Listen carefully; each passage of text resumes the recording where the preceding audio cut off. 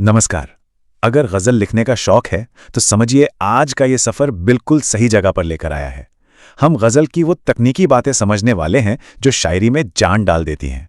अच्छा, क्या कभी ऐसा हुआ है कि दिल में कोई ख्याल तो बहुत अच्छा आया, शब्द भी मिल गए, लेकिन वो गजल की बहर में यानी उसके रिदम में कहीं ना कहीं अटक रहे हैं?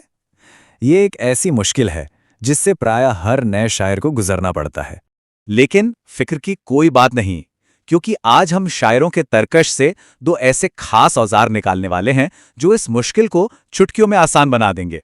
तो चलिए एक नज़र डालते हैं कि आज हम क्या क्या जानने वाले हैं। पहले हम समझेंगे कि गज़ल की असल चुनौती क्या है, फिर सीखेंगे मात्रा गिराने का हुनर और उसके कुछ मज़ेदार अपवाद। उसके बाद हम अलिफ वस्ल का जादू देखेंगे और आखिर में कुछ जानी पहचानी बहरों पर इन औजारों को आजमाएंगे। देखिए, गज़ल की सबसे बड़ी खूबसूरती और सबसे बड़ी चुनौती एक ही है, अपने ख्यालों और शब्दों को एक तय की हुई लय यानी बहर के अनुशासन में बांधना। हर लाइन को उसी मीटर पर खरा उतरना होता है और कई बार इसी चक्कर में हमारे अच्छे अच्छे शब्द भी बाहर रह जाते हैं। तो इसी चुनौती से पार पाने के लिए हमारा पहला औजार है मात्रा गिराना। ये वो तकनीक है जो शायरों को थोड़ी सी आज़ादी देती है ताकि शब्द बहर में आराम से फिट हो सकें।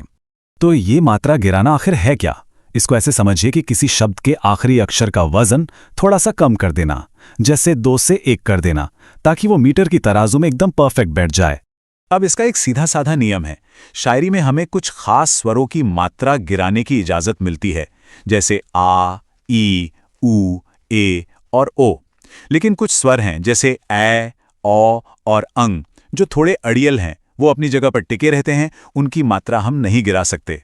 अच्छा, हर नियम की तरह यहाँ भी कुछ अपवाद हैं, लेकिन इन्हें मुश्किलों की तरह नहीं बल्कि अपने औजारों के कलेक्शन में कुछ स्पेशल टूल्स की तरह देखना चाहिए।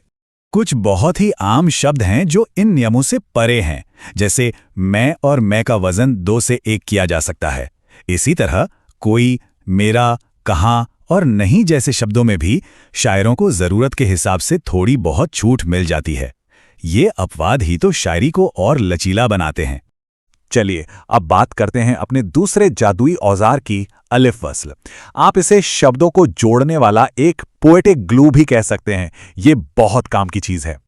अलिफ वस्ल एक ऐसी कमाल की तकनीक है जिसमें एक शब्द के आखिरी कॉन्सोनेंट को अगले शब्द के पहले वॉवल के साथ मिलाकर एक ही अक्षर की तरह पढ़ा जाता है।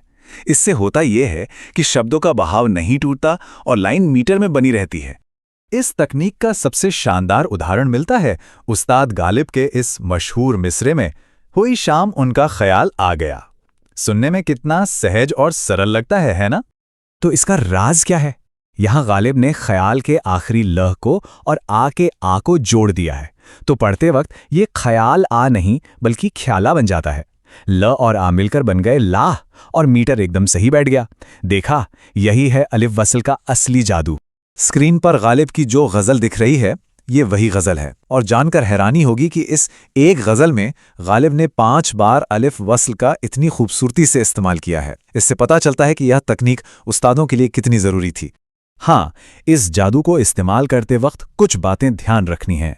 पहली, ये अलिफ से शुरू होने वाले शब्दों पर काम करता है, ऐन से शुरू होने वालों पर नहीं, भले ही आवाज़ एक जैसी लगे। दूसरी, इसका इस्तेमाल तभी करना है जब मीटर की मांग हो, बेवजह नहीं। और सबसे ज़रूरी बात, लिखते समय शब्द हमेशा अलग अलग ही लिखे जाते हैं, उन्हें जोड़ा नहीं जाता। ये कमाल सिर्फ पढ़ते वक्त होता है। तो अब जब औजार हाथ में हैं तो सवाल ये उठता है कि प्रैक्टिस कहाँ करें। चलिए कुछ जानी पहचानी बहरों से मुलाकात करते हैं जहां इन तकनीकों को आजमाया जा सकता है। सैकड़ों बहरों के बारे में सुनकर अक्सर नए शायर घबरा जाते हैं, लेकिन क्या आपको पता है, मिर्ज़ा गालिब जैसे महान शायर ने अपने पूरे उर्दू दीवान में सिर्फ 19 बहरों का इस्तेमाल किया था। मतलब शुरुआत करने के लिए कुछ गिनी चुनी बहरें ही काफ़ी हैं। शुरुआत करने के लिए एक बहुत ही लोकप्रिय बहर है बहर मुतकारिब। इसका वजन है 1-2-2-1-2-2, जो 4 बार आता है। ये बहुत ही संगीतमयी और सीधी सादी बहर है। इस बहर को पहचानना बहुत आसान है, क्योंकि बॉलीवुड के कितने ही सुपरहिट गाने इसी पर बने हैं। मेरे सपनों की रानी कब आएगी तू, या फिर जो वादा किया वो निभाना पड़ेगा।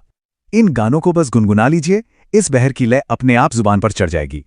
एक और बहुत ही खूबसूरत और आम बहर है बहरे रमल। इसका वजन है 2122 जो 3 बार आता है और आखिर में 212 से ख़त्म होता है। इसकी अपनी एक अलग ही शान और बहाव है। इस बहर में तो न जाने कितने यादगार नगमे और गज़लें कही गई हैं। आपकी नज़रों ने समझा प्यार के काबिल मुझे से लेकर जगजीत सिंह की गाई होश वालों को खबर क्या, ये बहर हर जगह मौजूद है। तो मात्रा गिराने के नियम से लेकर अलिफ वस्ल के जादू तक अब शायरों की ये 2 ताकतवर औजार हमारे तरकश में हैं। अब सवाल सिर्फ एक है, अपनी अगली गज़ल में इन औजारों का इस्तेमाल कैसे किया जाएगा? उठाइए कलम और इस जादू को कागज़ पर उतारने की कोशिश कीजिए।